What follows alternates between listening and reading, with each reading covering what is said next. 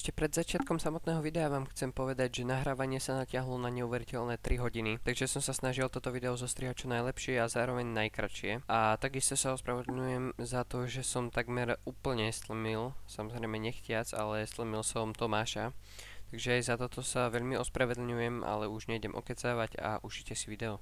Čaute ľudia, ja som Michal a vás vítam pri Mlyne. Dneska je to 4.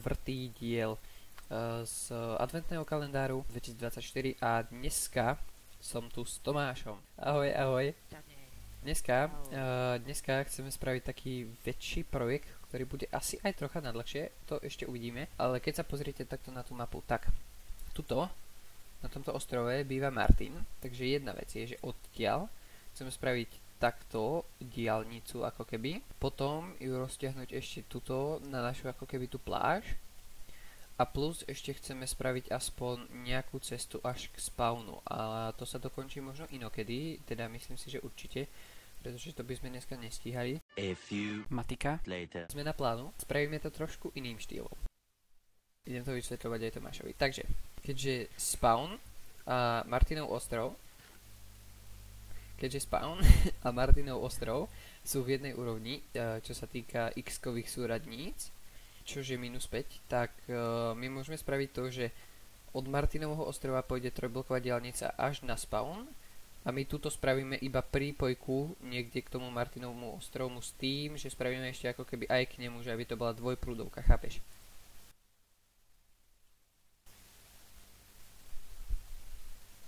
OK, takže ide sa do práce. Začal by som tým, že si zobereme, nemusíme to brať, pretože to mám u seba, ale čo zoberem je jeden crafting table, pretože... Jo, aj loďku vidíš. Si tu ešte? Počkáš ma s loďkou? Aha, už nie, dobre, nevadí. OK. Crn, taxík, prosím vás, môžete prísť na waypoint Foxy House, prosím, pre mňa, ďakujem. What the rift? OK. Môžeme vyraziť.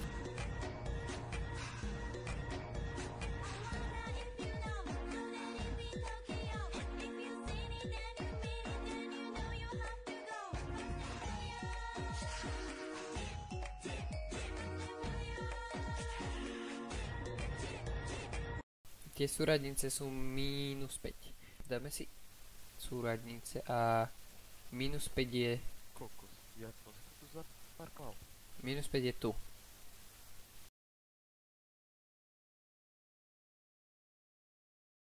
Keďže má Tomáš fabriku, áno, na drevo, tak máme strašne veľa tohto redwood dreva, ktoré sa získava prakticky úplne ľahko, lebo je ho mŕte všade.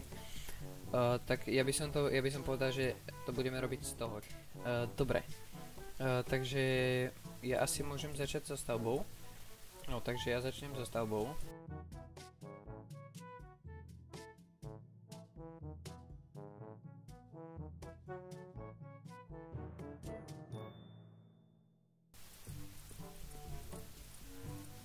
Ne, ja som spadol.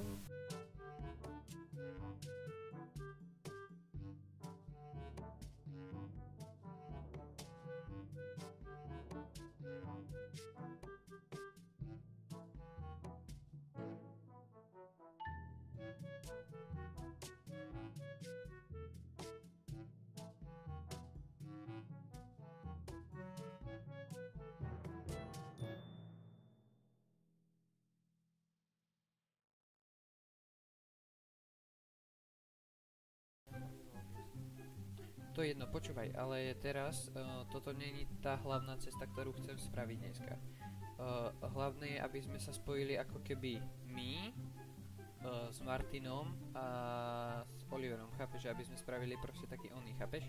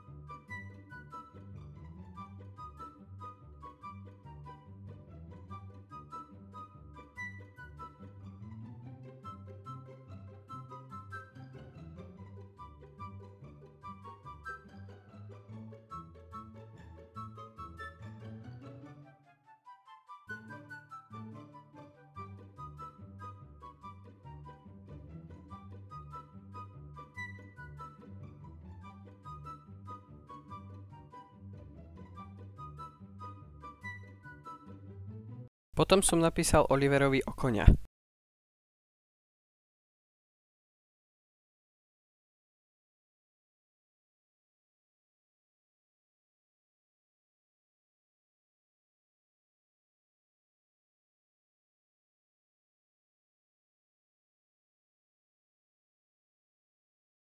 A keď mi odpísal, tak som neváhal. Chci vybrať let's go.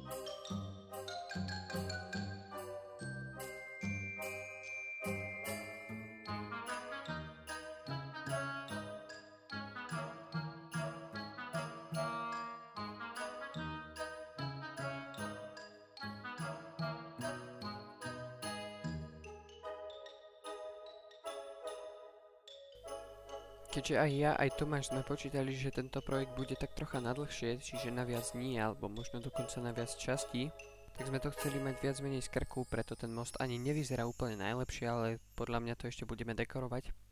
No a tuto vlastne vidíte stavanie strednej vrstvy, čiže tretej.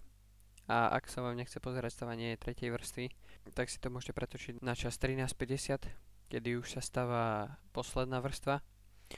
No a keď sa nám naskytla príležitosť, že to môžeme za jeden deň zhotoviť, tak sme to brali a vlastne už sme to takto ako keby odflákli. Ale snáď je to pochopiteľné.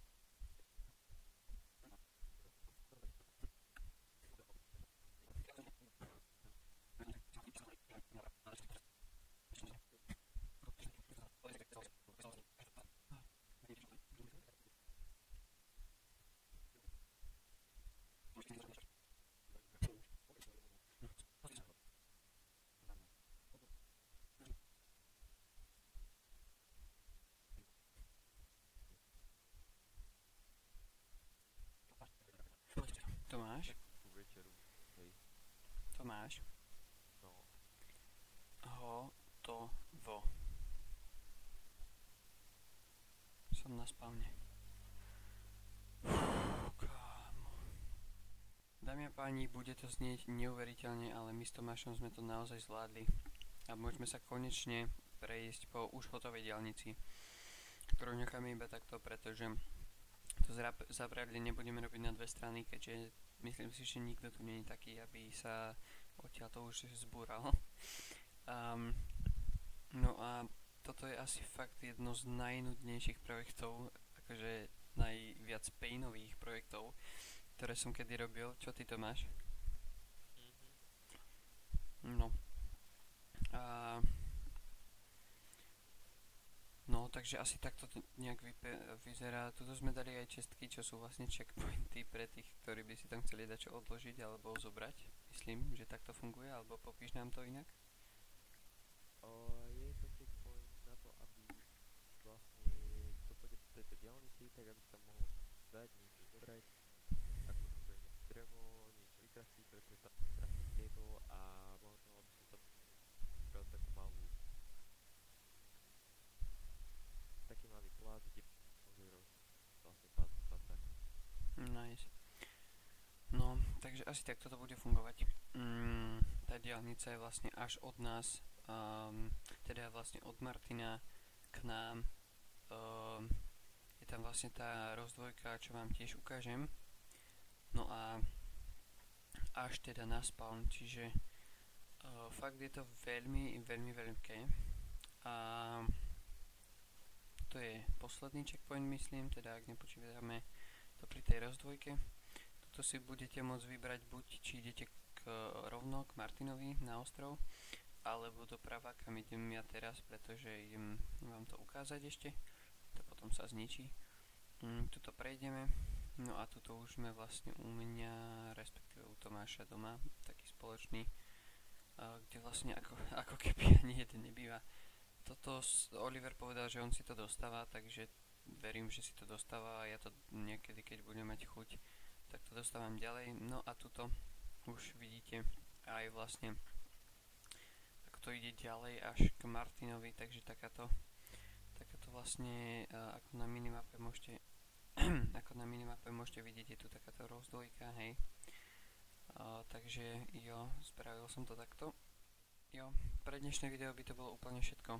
Ďakujem vám, že ste si ho pozreli, pretože fakt nás to stalo veľa nervov a veľa bolestí, ale na druhú stranu je to hra.